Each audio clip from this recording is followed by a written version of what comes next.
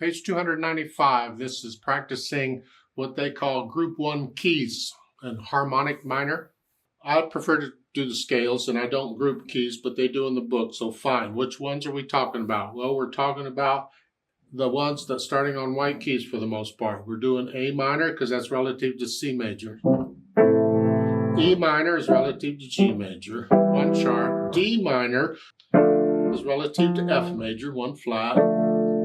And then G minor here is relative to B flat majors. G minor, and C minor is relative to E flat major, whatever. So these minor keys are all starting on white keys pretty much, whatever. I use the scale videos for that. You do what you want. And when I practice scales and arpeggios, I do it according to the key signature. So like that first one is A minor.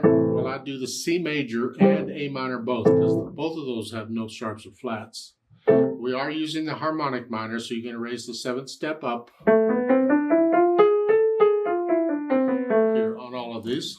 Arpeggios, the same thing. It's just I got scales on that. I suggest you do those two. And then the diminished 7th, and I do it according to the minor key. So I would do the one starting on the minor, and you got these 3 and 4. Play those. So you start on 2nd. End on here. So you're doing the A minor and the E minor is here. You're doing these. It's here. Okay.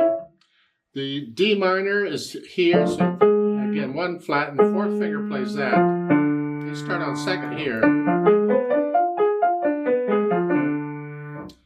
G minor, you're down here, which means you're playing these again, which would, or your little finger actually, and this is here. And then C minor is here, and that uses these. So you're doing these, little finger.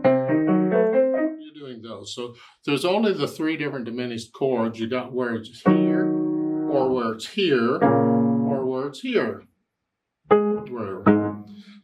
And then the inversions cover everything else. But it's the same fingering. Sometimes you're using a little finger instead of thumb, but you get the idea.